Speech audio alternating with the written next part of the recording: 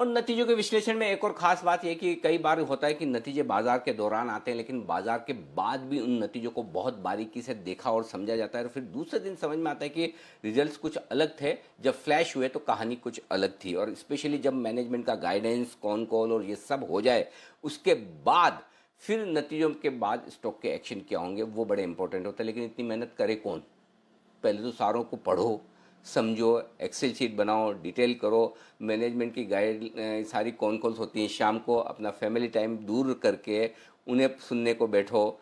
ये सब बड़े मुश्किल काम है, बड़े टाइम कंज्यूमिंग है, और ये आपके लिए करने का काम करते हैं वरिंदर बंसल। तो वरिंदर ने आज कुछ ऐसे ही इंटरेस्टिंग कॉन कॉल्स और कुछ ऐसे ही नतीजों का विश्लेषण किया, वो आपके सामने रखने जा रहे हैं। तो ये मत सोचिएगा कि कल ये तो बाजार के दौरान ही रिजल्ट्स आ गए थे, लेकिन बाजार के बाद ही बहुत कुछ इन रिजल्ट्स पर हुआ है। वरिंदर, गुड मॉर्निंग, स्वागत है आपका। बताइए कल शाम की आपकी मेहनत क्या रंग लाई है? Morning sir. कॉन कॉल्स बहुत जरूरी होती हैं। आपने देखा कि ओबराय रियलिटी में कल 20% ऊपर था आफ्टर द कॉन कॉल, क्योंकि जो मैनेजमेंट ने बोला, इसीलिए सर यस। ग्रैन्यूल्स का रिजल्ट कल आया था। ऑनेस्टली आपको पता है कि मैं बहुत बायस्ड हूँ ईपीएस की तरफ, जो मेरा वो डिस्क्लेमर है पहले ही। बट मैं आपको बता दूं कि नंबर्स आपको पता है कि 30% मार्जिन वर्सेस 20% मार्जिन आया। Sir last year this company has grown 90%, 90%। और इम्पोर्टेंट क्या था कि आप किसी भी तरीके से देखिए कि डेट कम हो गया, कैश फ्लो ज्यादा बढ़ गए, all those things are good. But con call में क्या बोला इन्होंने, that is very important, because ये मार्केट के बाद आया था। उन्होंने बोला कि हम 30% कैगर के हिसाब से अगले 2-3 साल में ग्रो करेंगे। उनका जो एपीए बास्केट है, जो यूनिट 4 और 5 से 8 एपीएस है, वो बढ़ के 28 एपीएस हो जाएगा। उन्होंने बोला कि जो हमारा वाइजैक का प्लांट है वो फुली ऑपरेशनल हो जाएगा, नेक्स्ट ईयर हो जाएगा। Then they talked about few technologies जिनसे उनका कॉस्ट भी कम होगा, जिसका मतलब है कि उनके मार्जिन्स जो है वो 25-30% के बीच में रहेंगे। सर इसका सिंपल मतलब क्या है कि इस साल ये कंपनी 600 करोड़ के आसपास प्रॉफिट करेगी। और अगर वो 30% का गाइडेंस दे रहे हैं कि हम 30% का गाइडेंस कर सकते हैं आगे जाके, उसका मतलब सिंपल है कि सर से वो 750 करोड़ का प्रॉफिट कर सकता है अगले साल। अगर 750 करोड़ का प्रॉफिट करता है तो 20 टाइम का मल्टीपल भी देते हैं। 20 टाइम का एक सिंपल मल्टीपल, आपको पता है एपीआई केमिकल कंपनीज क्या क्या वैल्यूएशन में ट्रेड कर रही है। तो इस कंपनी का मार्केट कैप 15,000 करोड़ हो सकता है सर। और अगर कहीं से वो प्राइवेट इक्विटी डील हो गया, जो लोग बोल रहे हैं प्राइवेट इक्विटी डील हो गया, देन तो कुछ भी हो सकता है इस कंपनी में। सो जो इंपॉर्टेंट था, जो गाइडेंस मैनेजमेंट ने दिया, वो बहुत तगड़ा गाइडेंस दिया था आज की डेट में भी। सो मुझे उनका कमेंट्री बहुत स्ट्रांग लगा। दूसरा स्पेस सर जो बहुत अच्छा कर रहा है और धीरे धीरे अच्छा कर रहा है, जो लोग बात नहीं कर रहे हैं, हमने रियल एस्टेट के बारे में सुना कि रियल एस्टेट किस तरीके से कर रहा है, ऑफिस स्पेसेस में किस तरीके से डील्स हो रहा है। तो जो होम बिल्डिंग प्रोडक्ट सेगमेंट है, उसमें धीरे धीरे से अट्रैक्शन आ रहा है, वो भी 4-5 साल के बाद।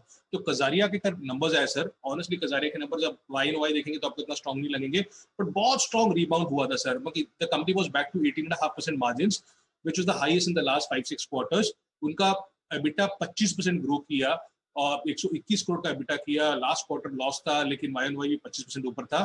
इंपॉर्टेंट और नया क्या था सर, कॉन कॉल में मैनेजमेंट में क्या बोला, उन्होंने बोला कि हम लोग क्वार्टर 3 में हमारा अगर वॉल्यूम गाइडेंस प्लेन भी सिंपल प्लेन रहता है, लेकिन क्वार्टर 4 में हम लोग 10% वॉल्यूम अप करेंगे, 18% हम लोग मार्जिन करेंगे, 18% मार्जिन करेंगे।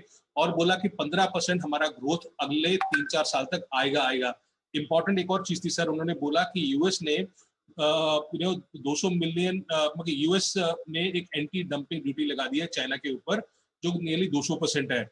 और आज की डेट में यूएस $200 मिलियन का टाइल्स इंपोर्ट करता है, जहां पे चाइना का मार्केट शेयर 37-38% है। तो उन्होंने बोला वो एक और अलग अपॉर्चुनिटी है इंडिया के पास, क्योंकि अगर वो जो भी डिमांड शिफ्ट हो जाती है इंडिया को, उसका उनको फायदा मिलेगा। So Kajaria is not a cheap stock, अभी भी 50 टाइम पे ट्रेड करता है, but I will be watching out for Cera very very closely, because Cera is the market leader in everything, और वो अभी भी 30 टाइम पे ट्रेड कर रहा है। सो ये जो होम बिल्डिंग सेगमेंट है, it looks very very interesting for me.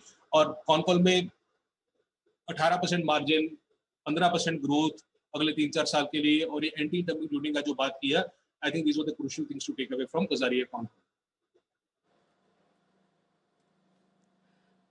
इसके अलावा और कौन से रिजल्ट्स हैं जिन जो आपने देखे हैं वरिंदर, बताइए उनके बारे में।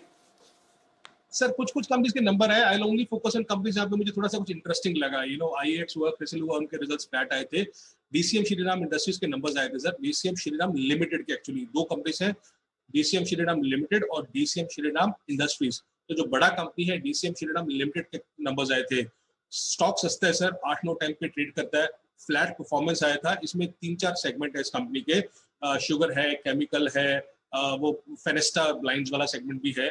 बट अगर आप इसमें, जो मेरे लिए सबसे बड़ा टेक अवे था सर, कि शुगर बिजनेस इतना स्ट्रॉन्ग कर रहे हैं सर, इसका शुगर बिजनेस का रेवेन्यू इस बार सर 90% ऊपर था, 90% up, 90% up YoY। Of course, chemical was down 7.5%. But the only takeaway I want to take away, the only thing which I want to learn from this is कि क्या sugar sector में, because अभी government ने बोला कि वो 5 साल का टेंडर फिर निकाल रहे हैं, और वो कंपलसरी कर देंगे ethanol procurement from all those जो भी एथेनॉल बनाते हैं। तो क्या इन कंपनीज का एक और बड़ा 5 साल का, या वो एक बड़ा डिमांड साइकिल वापस आ सकता है कि नहीं आ सकता? एक छोटा कंपनी है सर, DCM श्रीराम इंडस्ट्रीज, मेरे ख्याल में बहुत छोटा कंपनी है, 3-4 टाइम पे डेट करता है, 15% ROC है, वो भी शुगर में काम करता है। सो उस कंपनी को भी देखना चाहिए, थोड़ा और पढ़ना चाहिए। बॉम्बे डाइंग सर, अगेन आपने देखा कि रिबाउंड हो रहा है धीरे धीरे, चाहे वो ओबराय रियलिटी में था, नंबर्स में। तो बॉम्बे डाइंग का एबिटा लॉस बार बार आ ही रहा है सर। इस बार भी एबिटा लॉस किया, लास्ट 4 क्वार्टर से वो एबिटा लॉस कर रहे हैं। लास्ट 2 क्वार्टर में जो उनका नेट लॉस था वो 220 करोड़ था।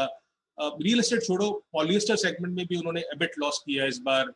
1300 करोड़ का मार्केट कैप है, 4000 करोड़ का डेट है सर, 4000 करोड़ का। सो जो भी बोलते हैं कि इसमें वैल्यू है, थोड़ा सा डेट देख लीजिए, बिकॉज डेट बहुत ज्यादा है, 4000 करोड़ का डेट है, और नंबर्स नहीं आ रहे सर इस कंपनी। ओके, तो ये है वो दमदार रिजल्ट्स का दमदार विश्लेषण। कल भी आपके साथ फिर से जुड़ेंगे वरिंदर, और बताएंगे आपको कुछ और बेहतरीन रिजल्ट। शुक्रिया आज हमारे साथ जुड़ने के लिए और इन तमाम नतीजों का विश्लेषण देने के लिए।